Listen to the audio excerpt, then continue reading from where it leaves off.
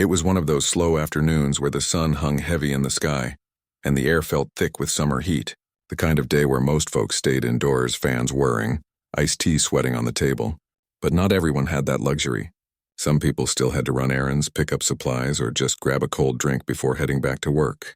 That's how he ended up walking into that little corner store on the edge of town, a place most people only noticed when they were out of gas or needed a pack of gum in a hurry. He wasn't looking for trouble. He wasn't even planning to stay long. Just a quick stop, bottled water, maybe a snack, then back to his truck parked out front. He pushed the door open, the bell above it jingling like it always did, and stepped inside. The store was small, aisles narrow, shelves a little dusty, the kind of place that hadn't been updated since the early 2000s. Fluorescent lights buzzed overhead. The air smelled faintly of old bread and cleaning spray. Behind the counter stood the owner, mid-50s, arms crossed, eyes sharp. He'd run the place for over a decade, knew most of the regulars by name, and prided himself on keeping things in order. But something about this customer made him tense up right away. Maybe it was the way the man walked, calm, unhurried. Maybe it was the color of his skin. Whatever it was, the owner's expression shifted from neutral to guarded in less than a second. The customer didn't notice at first. He moved down the first aisle, scanning the drinks. He picked up a bottle of water, checked the expiration date, habit, not suspicion, and kept walking. He wasn't loud, didn't linger, didn't even look at the candy bars, though he usually would have grabbed one. Today, he just wanted to get in and out, but the owner was watching. Not casually, not the way you'd glance at someone browsing your store. This was a stare, steady, suspicious, almost challenging. After a minute, he called out, voice sharp enough to cut through the hum of the fridge. "You buying something or just looking?" The question hung in the air, louder than it needed to be. A woman near the magazine rack glanced up, then quickly looked away. The customer stopped, turned slowly, and held up the water bottle. "Just this," he said, voice even. Polite. No edge. The owner didn't smile, didn't nod, just grunted and went back to pretending to count change in the register, though his eyes never left the man. Still, the customer kept his cool. He walked to the counter, set the bottle down, and waited. The owner took his time ringing it up, tapping numbers with exaggerated slowness. When he finally spoke again, it wasn't about the price. "We don't take kindly to people hanging around here without purpose," he said, not looking up. "This ain't a lounge," the customer blinked. "I came in, grabbed water, and came straight to pay. I haven't been here 2 minutes." "Doesn't matter," the owner said, finally meeting his eyes. "I know your type. You think you can just stroll in like you belong, act all innocent, but I've seen it before." The words landed like stones, cold, unfair, and completely out of nowhere. The customer didn't raise his voice, didn't argue. He just stood there for a second, absorbing the weight of what had just been said. Around them, the store felt smaller, quieter. The woman by the magazines had frozen, hand halfway to a tabloid. An older man near the door shifted his feet, eyes darting between the two. Then calmly, the customer reached into his pocket, pulled out exact change, and placed it on the counter. "Keep the bottle," he said.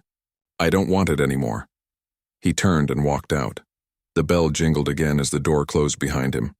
Inside, no one moved for a full 10 seconds. Then the woman hurried to the counter, paid for her magazine without a word, and left. The older man followed soon after. The owner stood alone, jaw tight, arms crossed again like armor. Outside, the man got into his truck. He didn't slam the door, didn't honk or yell.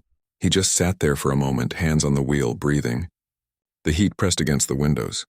A bead of sweat rolled down his temple. He thought about driving away, pretending it never happened, like he'd done so many times before. But something felt different this time. Not because of anger, but because of exhaustion.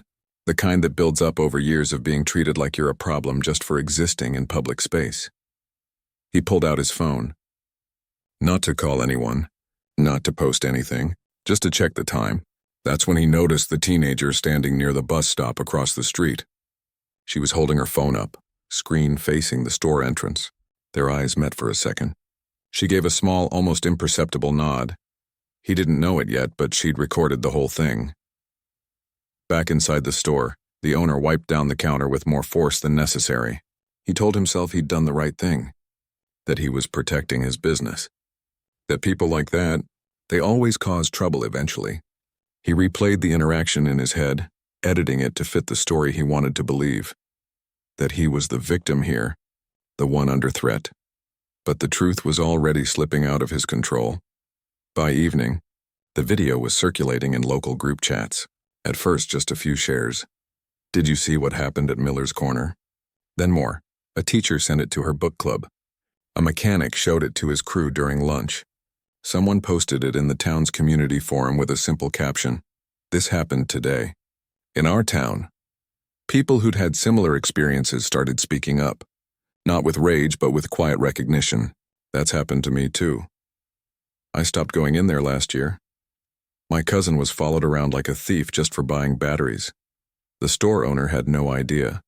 He closed up at 8 p.m., locked the door, turned off the lights, and went home thinking it was just another Tuesday. But outside, the story was growing. Not because someone shouted the loudest, but because so many people finally felt seen.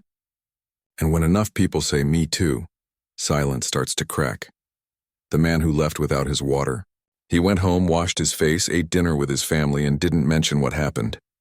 He figured it would fade like all the others. But this time it wouldn't. Because someone had been watching. Someone had believed him, without even knowing his name. And sometimes that's all it takes for everything to change. The next morning started like any other. Birds chirped outside kitchen windows. Coffee brewed in mugs. Kids groaned about school.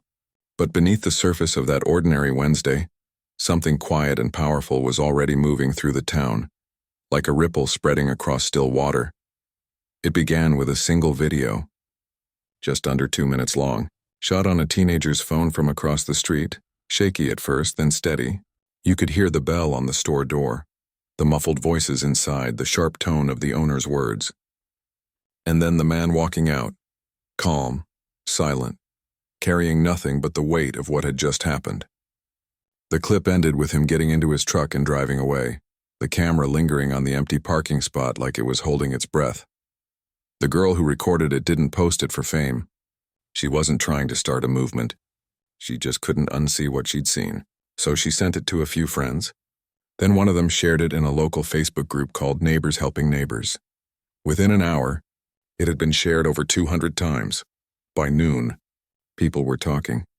At the post office, 2 women paused by the mailboxes. "Did you see that video from Miller's Corner?" One asked, voice low. The other nodded. "I've been in that store dozens of times. Never once did he talk to me like that." She hesitated. "But I'm not, you know." They didn't need to say more. At the auto shop down the road, a group of mechanics huddled around a phone during break. One of them, who'd lived in the town his whole life, shook his head. "Man, I got followed around that place last year. Like I was going to steal a bag of chips." Another added, "My nephew went in once just to use the restroom, and the guy told him employees only. But I saw white kids walk in and out all the time. What had felt like isolated moments, small, easy to brush off, suddenly connected, like puzzle pieces clicking into place, and the more people talked, the less alone they felt." Meanwhile, the man from the video was at work, fixing a leaky pipe under a kitchen sink, unaware that his face, blurred slightly in the clip for privacy, was already known to hundreds. He hadn't posted anything, hadn't even told his coworkers. He figured it was just another bad moment in a long line of them best left behind. But that afternoon his phone buzzed. A message from his sister. "Did this happen to you?" Attached was the video. He stared at it for a long time, not because he didn't remember, it was burned into his mind, but because seeing it from the outside made it feel real in a new way. Not just something he endured, but something that actually happened. Something wrong. Something that shouldn't have been allowed. He texted back, "Yeah, but I'm okay." She replied instantly, "You shouldn't have to be okay about that." He didn't answer. But her words stayed with him. By evening, the local news station had picked up the story. Not the national networks, just the small-town affiliate that usually covered school board meetings and county fair winners. But they reached out. A reporter called, polite and careful, asking if he'd be willing to speak. He said no at first. "I don't want drama," he told her. "I just wanted water." But the reporter didn't push. She just said, "A lot of people are saying they've been where you were. They're looking for someone to say it out loud." He thought about it all night. The next morning he called her back. They met at a quiet diner on the edge of town. Neutral ground, no cameras rolling yet. Just two people at a booth by the window. She asked simple questions. What were you feeling when he said that? Had it happened before? What do you wish people understood? He spoke slowly, choosing his words like stepping stones across a river. He didn't rant, didn't accuse. He just told the truth. How it felt to be treated like a threat for walking into a store. How exhausting it was to always have to prove you belong. How he'd walked out not because he was scared, but because arguing never changed anything, not in his experience. When the interview aired 2 days later, it wasn't flashy. No dramatic music, no zoomed-in close-ups, just him sitting calmly, speaking plainly, and that's what made it hit so hard. People wrote in, not just from the town but from neighboring counties, even other states. Thank you for saying what so many of us feel but can't explain. I showed this to my son. We talked about it for an hour. I used to think I was overreacting. Now I know I wasn't. Back at the store, the owner noticed the change right away. Fewer customers, longer silences between the bell jingling. People who used to wave at him now looked away. One regular, a retired teacher who came in every Tuesday for coffee, didn't show up at all. He told himself it was a fluke. Weather, gas prices, anything but the truth. But then a local business group sent him a message. Not angry, not threatening, just a statement. We stand against discrimination in any form. We urge all local businesses to reflect on their practices and ensure everyone feels welcome. It was signed by 20 shop owners, bakeries, hardware stores, the florist on Main Street. He scoffed. They don't know the whole story, he muttered to himself. But the truth was, the whole story was being told, just not by him. What he didn't realize was that the video had done more than expose one incident. It had opened a door, and people were walking through it not with pitchforks, but with honesty. A young mother posted about how she'd stopped taking her son to that store after he asked, "Mom, why does that man watch me like I'm bad?" A delivery driver shared how he'd been asked to show ID for a $3 purchase, something that never happened at other stops. These weren't accusations. They were memories, and together they painted a picture no single video could. The man who'd been turned away started getting messages, not just support, but thanks. You gave us permission to speak up, one read. He didn't feel like a hero. He felt like someone who finally stopped pretending, and then came the unexpected part. People started showing up, not to protest but to listen. A group of high school students organized a community listening circle at the library. They invited anyone who'd experienced bias or who wanted to understand it better. Over 50 people came. They sat in folding chairs, shared stories, asked awkward questions, cried a little. No one had all the answers. But for the first time, they weren't pretending the problem didn't exist. The store owner heard about it third hand, from a cousin who heard from a neighbor. He rolled his eyes. All that fuss over nothing, he said. But nothing doesn't make people gather. Nothing doesn't make strangers send kind messages to someone they've never met. Nothing doesn't change the way a whole town looks at itself in the mirror. By the end of the week, the man who'd walked out without his water did something small but significant. He went back to the store, not to confront, not to prove a point, just to see the place was nearly empty. The owner was restocking chips, back turned. When he heard the bell, he spun around, eyes narrowing.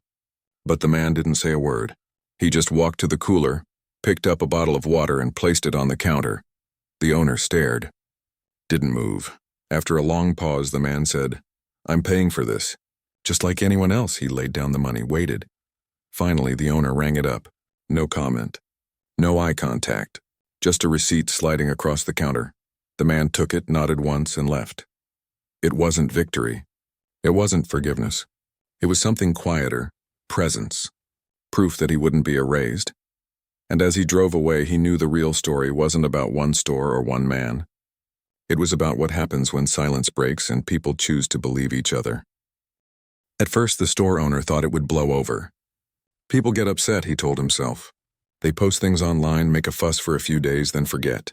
He'd seen it happen before. Scandals in other towns, outrage that flared bright and died fast. He figured this was no different. Just noise. Just people looking for something to complain about. But the days passed and the noise didn't fade. If anything, it grew quieter but deeper, like roots spreading under the surface. Customers stopped coming. Not all at once, not with signs or shouting, but steadily, like water slowly draining from a tub. The morning rush, once a steady stream of folks grabbing coffee and newspapers, was now just a trickle. The lunch crowd, usually packed with workers from the nearby garage and office park, barely showed up at all. Even the teenagers who used to loiter by the soda cooler after school found somewhere else to hang out. He tried to convince himself it was the season. "Summer's slow," he muttered, wiping down shelves that didn't need cleaning. But the truth was harder to ignore when his supplier called to say they were reassessing partnerships. When the soda distributor skipped his usual Thursday delivery. When the local bakery that supplied his pastries quietly stopped dropping off boxes. He wasn't being boycotted in the dramatic sense. No picket lines, no viral hashtags calling for his ruin. It was something more ordinary, and in its own way more devastating. People were simply choosing not to give him their money. And in a small town where reputation is currency, that silence spoke louder than any protest. Still, he refused to back down. In fact, he doubled down. He called into a local talk radio show one evening during a segment about cancel culture. The host, known for his blunt opinions, gave him airtime. "Look," the store owner said, voice tight with frustration, "I run a business. I've got a right to protect my property. If someone's acting suspicious, I'm going to say something. That's not racism, that's common sense." He didn't mention that the man had done nothing suspicious. Didn't mention the water bottle, the exact change, the calm exit. He framed it as a matter of safety, of control. You let one person in who doesn't belong, next thing you know, your store's getting robbed. The call sparked more debate. Some callers agreed with him. He's got a point. Business owners should be able to decide who's welcome. But others pushed back. Suspicious how? Because he was black? My son's black, does that mean he's suspicious every time he buys gum? The station replayed the clip the next day. Not just the radio segment, the original video from the street. And this time, more people heard it. Not just locals, but folks from neighboring counties. Even a few reporters from bigger cities who were tracking how small communities handled these moments. Then came the interview request, from the same news station that had spoken to the man he'd turned away. This time they wanted his side. He agreed, thinking it was his chance to set the record straight. The reporter met him at the store during a slow hour. She was polite, professional, but her questions were careful, precise. "You said he was loitering. What did he do that made you say that?" "He was just standing there," he replied. "Standing where?" "In the drink aisle." "For how long?" "I don't know. A minute, two? And in your 10 years here, have you ever asked a white customer to leave for standing in an aisle for a minute or two?" He hesitated. That's not fair. But the question hung in the air, unanswered. The segment aired that weekend. Again, no dramatic music. No editing tricks. Just him on camera, trying to explain why he felt threatened by a man buying water. And viewers noticed the gaps, the assumptions, the double standards. The way his version didn't quite line up with what the video showed. After that, things got worse. A local business coalition, made up of shop owners, restaurant managers, and even the town's only bookstore, released a joint statement. It wasn't angry. It was calm, firm, and clear. "We believe every person deserves to be treated with dignity in public spaces. Discrimination has no place in our community." They didn't name him directly, but everyone knew who they meant. Then the landlord called. The store wasn't owned by the man who ran it. He rented the space from a local property manager who owned several buildings downtown. They'd never had issues before. Rent was always on time, the place was kept up. But now the landlord had received 3 formal complaints from other tenants. "It's affecting the whole block," he said gently during their phone call. "People are avoiding the area. One shop says their foot traffic dropped 20% last week," the store owner argued. "It's not my fault people are overreacting." But the landlord wasn't looking for a debate. He just said, "I need to think about the health of the whole property. We'll talk again next week." That night, the store owner sat alone in the back room, surrounded by boxes of unsold snacks and dusty ledgers. For the first time, doubt crept in, not about whether he was right, but whether being right mattered if no one believed him. Meanwhile, the man who'd been turned away kept living his life. He went to work, fixed pipes, helped his neighbor carry groceries, But now people looked at him differently, not with pity, but with quiet respect. Strangers nodded when they passed him on the street. A woman at the gas station thanked him for speaking up. He didn't want to be a symbol. He just wanted to be seen as human.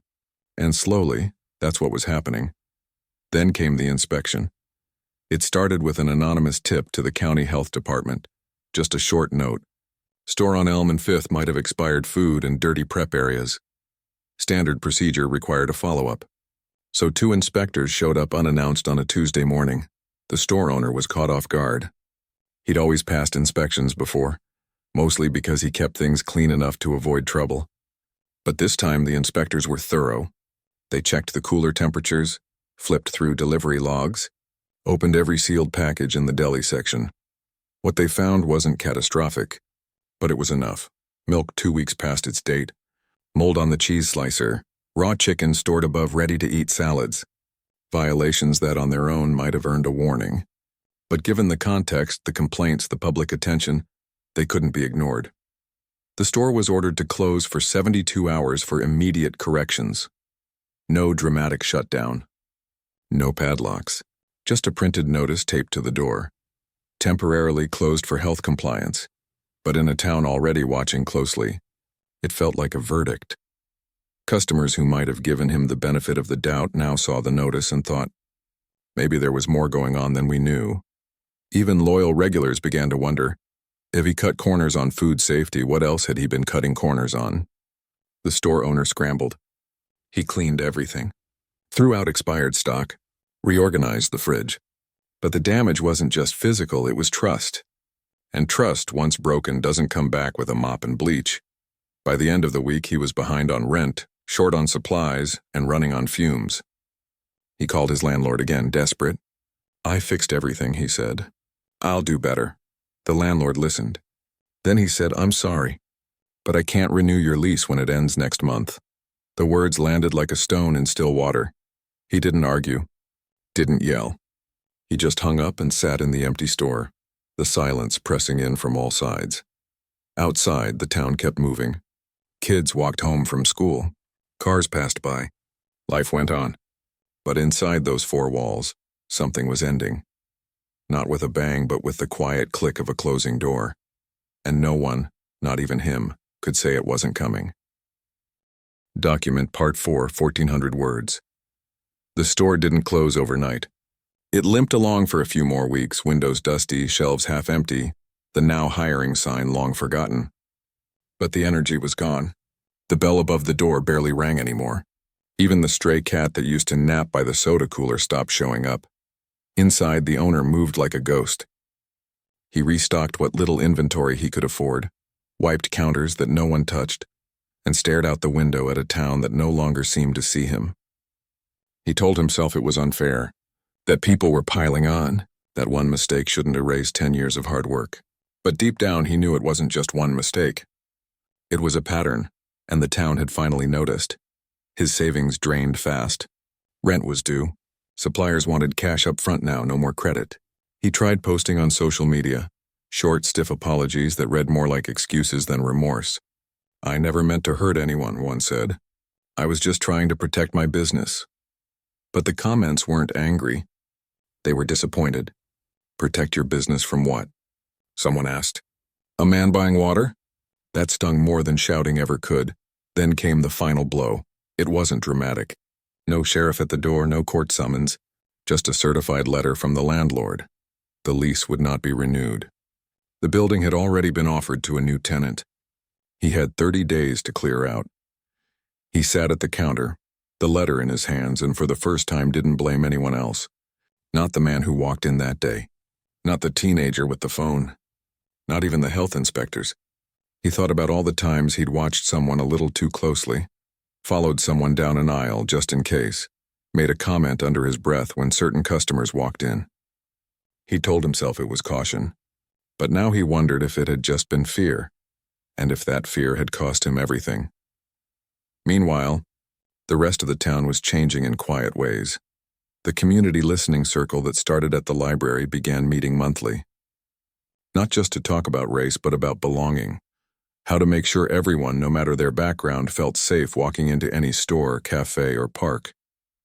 Local business owners started posting small signs in their windows. All are welcome here. Not as a slogan, but as a promise. The man who'd been turned away kept getting messages. Not just online, but in person. A woman at the hardware store thanked him for speaking up. A high school teacher said her students wrote essays about the video. It sparked their first real conversation about fairness. He never asked for any of this, but he didn't shut it out either. He listened, nodded, sometimes shared a little more of his story when asked gently. He still didn't see himself as a hero, just someone who finally stopped pretending. Then something unexpected happened. A local group of small business owners, bakers, barbers, florists, mechanics, started talking about the empty storefront. Not with gossip, but with possibility. What if we turned it into something different? One asked. Not just another shop, but a place that brings people together. They reached out to someone they knew, a woman who'd grown up in the town, left for college and come back a few years ago to open a tiny coffee cart at the farmer's market. She'd built a following with her kindness as much as her coffee. People trusted her. She listened. She remembered names. They asked if she'd consider taking over the space. At first, she hesitated. That place has a lot of history, she said. Not all of it good, but that's why it matters, they told her. Not to erase what happened, but to show that things can change. She thought about it for days. Walked past the store, imagined new paint, open shelves, a community table in the back.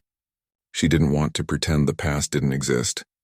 But she believed in second chances, not for the old owner necessarily, but for the space itself. For the town, she said yes. News spread quietly. No press release, no grand announcement. Just word of mouth, you heard? The old corner store's reopening with new owners. People were curious. Hopeful even. Back at the failing store, the owner packed boxes. He sold what he could, a used fridge, a shelving unit, the old cash register. Most of it went for pennies on the dollar. Friends stopped calling. Family offered help, but he refused. Pride maybe, or shame. Hard to tell which. One afternoon, as he was hauling a box to his car, he saw the man, the one from that day, walking down the street with his daughter.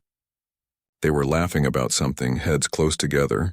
The man looked up, saw him, and didn't look away. Didn't glare. Just nodded once, like you might to any neighbor. The store owner froze. He wanted to say something, apologize, explain, defend himself, but the words wouldn't come. And maybe that was the point. Some things don't need more words. Some things just need space to be seen for what they were. He loaded the box, got in his car, and drove off without looking back. Within a week, the store was empty. Blinds drawn. Lights off. A for lease sign replaced by a new one. Coming soon, the corner hearth, a community market. People started stopping by just to peek through the windows. They saw workers painting the walls a warm cream color. New shelves going up. A small stage being built near the back for open mic nights and storytelling. Someone posted a photo online. Looks like hope's moving in. The town didn't forget what happened, but it chose not to let that moment define its future. As for the man who'd been turned away, he heard about the new plans. He didn't get involved, didn't ask for credit, but one evening he walked past the building and paused. Saw the workers inside, heard the sound of hammers and laughter. For the first time in a long time, that corner of town didn't feel heavy. It felt like it was breathing again. He kept walking, hands in his pockets, the evening sun warm on his shoulders. He didn't know what the new place would become. But he knew this. It wouldn't turn people away for buying water. And that small thing, so simple, so human, felt like enough. The old owner? He moved to a town 2 counties over. Took a job managing a warehouse. Didn't open another store. Didn't post online. He lived quietly, carrying the weight of what he'd lost. Not just a business, but the trust of a community he'd once called home. Karma wasn't lightning from the sky. It wasn't punishment. It was consequence, slow, steady, and human. And sometimes it cleared the way for something better to grow in the empty space left behind.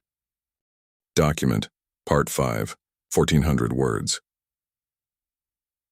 The morning of the grand opening was cool for late summer, the kind of day that smells like fresh-cut grass and carries the promise of change. By 9 a.m., a small crowd had already gathered outside the old corner store. now painted in soft earth tones with wide windows and a hand-painted sign that read, "The Corner Hearth." There were no balloons, no loudspeakers, no staged photo ops, just neighbors curious and quiet, waiting to see what this new beginning would feel like. Inside, the space was warm and open. Wooden shelves held local honey, handmade soaps, fresh bread from the bakery down the street. A community table sat in the center, built from reclaimed wood with mismatched chairs that invited you to stay a while. In the back, a small coffee bar hummed softly, steam curling into the air. Everything felt intentional, not flashy but full of care. The woman who'd taken over the space moved among the guests with a calm smile. She didn't give a speech, didn't stand on a box and declare victory. She just handed out cups of spiced apple cider and said, "Thanks for coming. Make yourself at home." And somehow people did. Kids wandered over to a little reading nook filled with donated books. An older man chatted with the barista about his garden. Two teenagers who'd never spoken before found themselves side by side at the community table, sketching in notebooks. It wasn't perfect.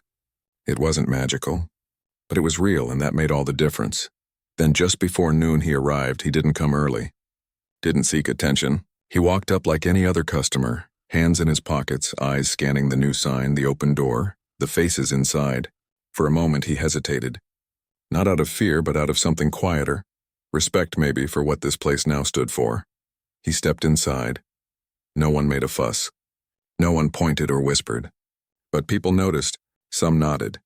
Others offered a small smile. The woman behind the counter saw him and walked over, not with fanfare, but with the ease of someone greeting an old friend. "Glad you're here," she said. He nodded. "Didn't know if I should come." "You belong here," she said simply. Just like everyone else, he didn't say much after that. Just ordered a bottle of water, still his go-to, and a plain oat cookie. He sat at the edge of the community table, not in the center, not hiding, just present. A few minutes later, a little girl dropped her crayon near his chair. He picked it up and handed it back. "Thank you, mister," she said, and ran off. He smiled, just a flicker, but real. Outside, the sun climbed higher. More people drifted in, not just from the neighborhood, but from across town. Some had been part of the listening circles. Others had never spoken up before but wanted to support something good. A few even admitted they used to shop at the old store, quietly without questioning what went on inside. Now they wanted to do better. There was no grand reckoning that day, no villain dragged into the light, no tearful apology. The past wasn't erased, it was honored by the choice to build something different in its place. And that choice belonged to ordinary people. The teenager with the phone, the mechanics who shared their stories, the teachers who turned the moment into lessons, the baker who donated bread for the opening, the woman who believed a store could be more than a place to buy things. It could be a place to belong. As the afternoon wore on, someone brought a guitar. Not planned, just a young man who happened to have it in his car. He sat near the back and started playing soft folk songs. People kept talking, sipping coffee, flipping through books, but the music wove through the room like thread, stitching moments together. The man who'd once been turned away stayed longer than he meant to. He watched a group of elders teach kids how to knit. He overheard two strangers bonding over their shared love of tomato gardening. He saw a woman in a wheelchair navigate the aisles easily. Ramps had been added during the renovation without anyone making a show of it. Accessibility wasn't a slogan. It was just how things were done now. He thought about how change doesn't always roar. Sometimes it whispers, through a kind word, a redesigned doorway, a bottle of water handed over without suspicion. Later, as he got ready to leave, the woman who ran the place walked with him to the door. "You know," she said, "we're starting a community fund to support local projects, youth programs, food drives, things like that. We'd love your voice on the planning group if you're willing." He looked surprised. "Why me?" "Because you showed us what silence costs," she said gently, "and what speaking up can build." He didn't say yes right away, but he didn't say no either. "I'll think about it," he promised. She nodded. "Take your time." He walked to his truck, the same one he'd driven that day months ago. But everything felt different now. Not because the world had flipped upside down, but because a small corner of it had chosen to heal. Back inside, the music continued. Laughter rose and fell. The community table filled and emptied, filled again. No one was watched. No one was questioned for just being there. People came, stayed, left, and knew they'd be welcome back. As for the old store owner, he never returned to town.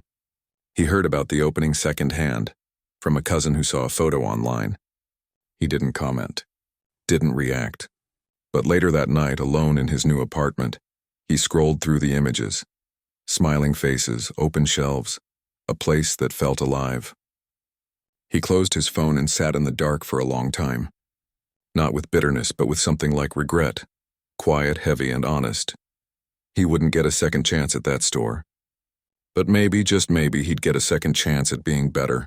Months passed. The corner hearth became a fixture, less a business, more a heartbeat. They hosted poetry nights, voter registration drives, free coffee for seniors on Tuesdays. Kids did homework there after school. Neighbors met there to plan block cleanups. It wasn't perfect. Sometimes they ran out of cookies. Sometimes the Wi-Fi acted up. But it was theirs, and it was built on the simple idea that everyone deserves to walk into a room and feel like they belong. And the man who'd once left without his water? He started coming every other week. Never for long. Never as a symbol. Just as himself, quiet, thoughtful, human. Sometimes he'd sit alone. Sometimes he'd chat with the woman who ran the place. Once he even helped fix a leaky faucet in the back. No one called it karma. No one needed to. Because what happened wasn't about punishment or reward. It was about people choosing again and again to do better, to listen, to believe each other, to turn pain into purpose, not with grand gestures, but with daily acts of decency. In the end, the story wasn't about one store or one man or one moment of injustice. It was about a whole community waking up and deciding that kindness wasn't weakness, fairness wasn't optional, and belonging wasn't something you earned. It was something you offered, and sometimes that's enough to change everything.